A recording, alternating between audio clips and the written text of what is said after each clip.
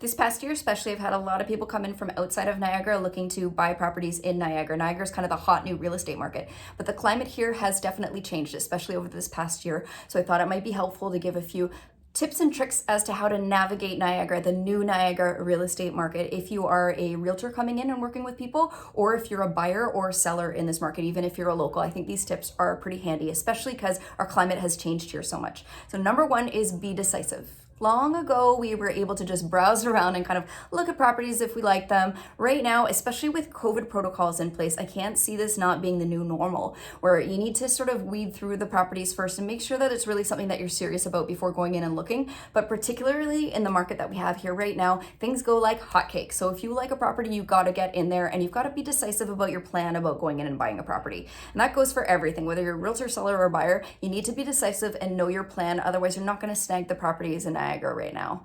Number two is insider knowledge. So if you are coming in from the outside and you don't have that insider knowledge yourself, work with somebody here who does. This is important both for the areas and neighborhoods in Niagara and the people here. We're kind of a tight-knit bunch. We all tend to know each other and work with each other. So we get to know how to work well with each other. That's very important to work with the people here. But secondly, the areas and neighborhoods. In Niagara, areas can change in terms of the community from one side of the street to the other. It can be that drastic. So to have that insider knowledge is super important if you're not from here.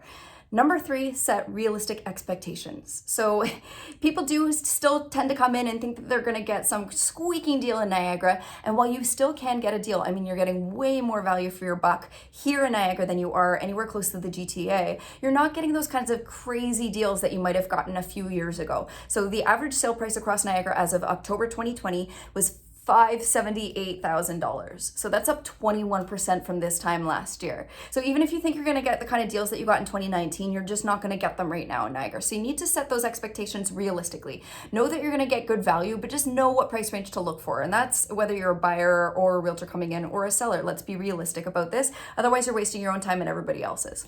Number four is be kind. Now, this is something that's for everybody, not just Niagara, but it's been a tough year for everyone. So let's be kind. I mean, I'm talking about realtors coming in and working with Niagara realtors. I do think that we tend to be a pretty nice bunch as well. So practice kindness, especially if you're getting into multiple offer scenarios in a seller's market. But also, if you're a buyer or a seller, think about the other side of that deal. The seller or the buyer, give them a little bit of kindness too. People have gone through quite a bit this year. So I think if you do at least these four things, you'll be able to navigate the new Niagara real estate. If you need an insider, I am one. I can help you with that. Give me a call.